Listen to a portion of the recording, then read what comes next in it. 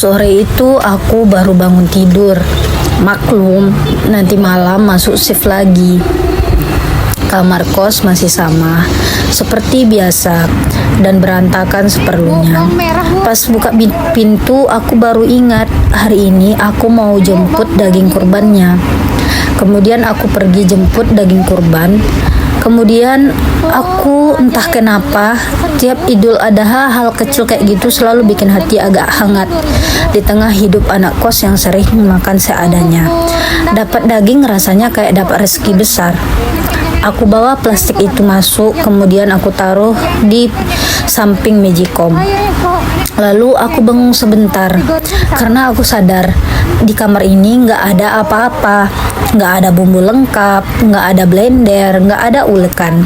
Yang ada cuma kompor kecil, wajan tipis, dan pisau tumpul yang bahkan buat motong tomat aja kadang nyerah. Tapi entah kenapa hari itu aku pengen masak yang enak. Aku pengen masak rendang, bukan karena jago masak, tapi karena udah lama nggak ngerasain masakan yang rasanya rumah. Akhirnya aku ambil dompet, isinya nggak banyak, aku hitung bentar, terus narik napas, cukup lah harusnya. Aku jalan ke warung depan gang, beli santan, beli cabai merah giling, bawang merah giling, bawang putih giling, lengkuas, dan daun jeruk, dan jangan lupa bumbu rendangnya. Dan juga beli garam dan royconya. Karena kadang hidup udah cukup ribet buat anak kos. Nggak perlu so idealis, ngulik sendiri. Tadi ibu warungnya sempat nanya, mau masak apa dek? Aku jawab sambil ketawa kecil, masak biar kuat kerja malam bu. Balik ke kos, langit mulai agak-agak mendung. Aku langsung siapin semuanya, bawang giling, cabai giling, dan bumbu-bumbu yang lainnya nggak usah diapa-apain. Sampai akhirnya masuk ke bagian yang paling berat, yaitu motong daging. Aku ambillah pisau, yaitu pisau legendaris penghuni kos. Aku coba potong pelan, nggak mempan. Aku tekan lebih kuat, dagingnya malah geser. Aku diam beberapa detik sambil lihat pisau itu. Lalu ngomong sendiri, kayaknya kita berdua sama-sama capek ya. Akhirnya dengan perjuangan panjang, daging itu berhasil kepotong juga. Walaupun bentuknya nggak rapi, tapi ya sudahlah, perut nggak pernah protes soal estetika.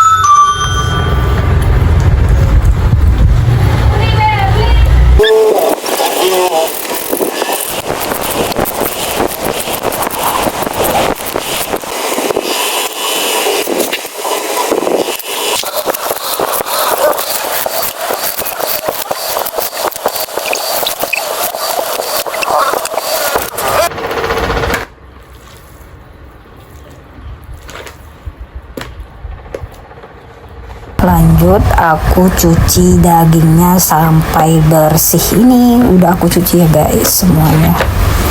Lanjut aku mulai masak. Kemudian bumbu-bumbunya yang tadi, cabai giling, bawang merah giling, bawang putih giling, jahe giling, lengkuas giling, kemudian dicampur adukkan.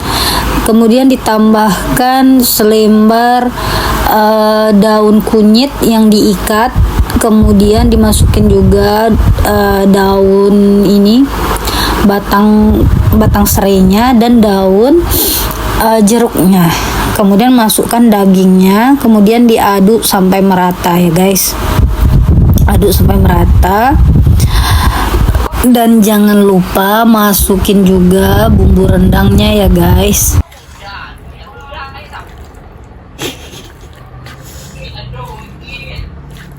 Iyo kok.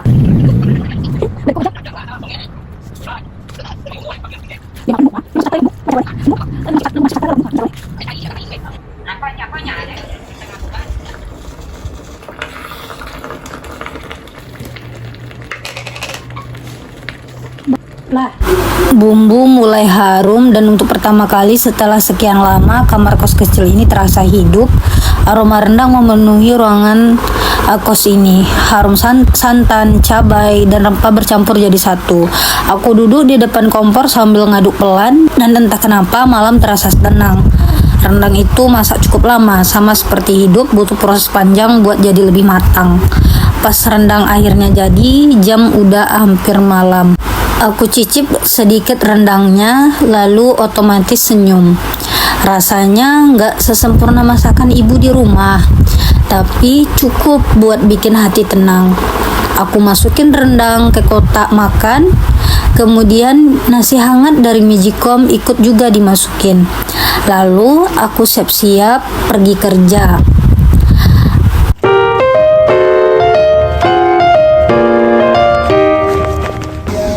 Shift malam selalu terasa panjang. Lampu ruangan terang, mata ngantuk, badan capek, dan waktu jalan lambat banget. Sampai akhirnya jam-jam 12 datang, aku duduk sendirian di pojok ruangan. Pelan-pelan aku termenung. Aku melihat kiri kanan, menunggu pasien yang tidak kunjung datang.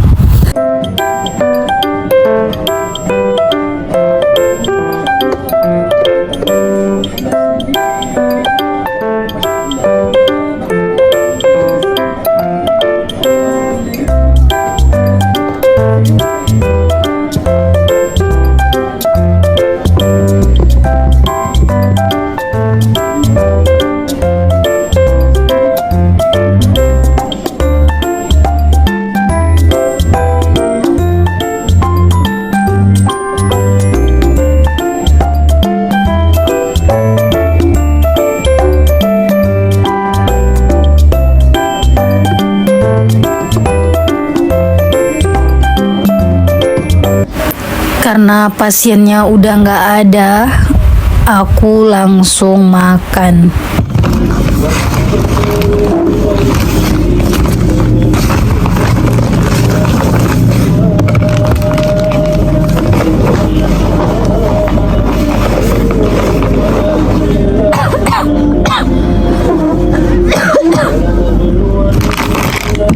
Pelan-pelan aku buka tempat makan.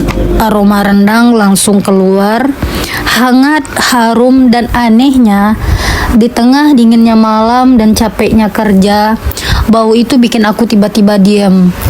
Aku nyendok nasi pelan, makan satu suap, lalu termenung.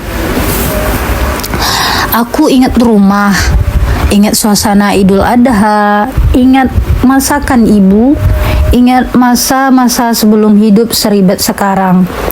Di sekitar aku, mesin masih bunyi, orang-orang masih kerja, malam masih panjang. Tapi di momen kecil itu, aku cuma duduk diam sambil makan rendang buatan sendiri.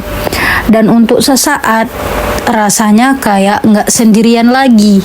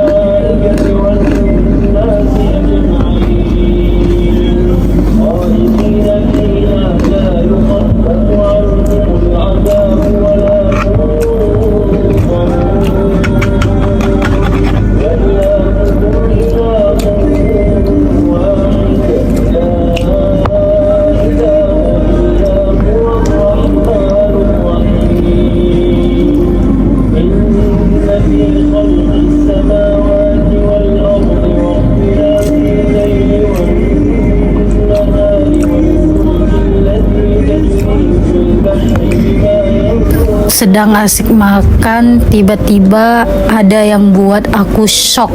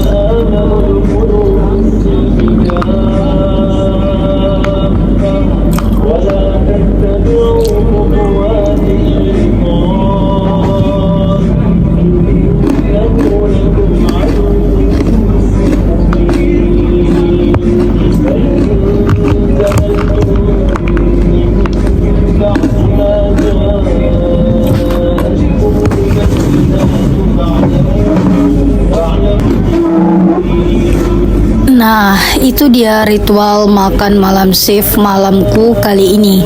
Biarpun cuma anak kos dan harus kerja sampai pagi, tapi kalau lauknya rendang, rasanya tetap bintang 5. Buat kalian yang lagi berjuang di shift malam juga, jangan lupa makan ya. Tetap semangat, jaga kesehatan, dan sampai jumpa di vlog makan selanjutnya. Bye-bye.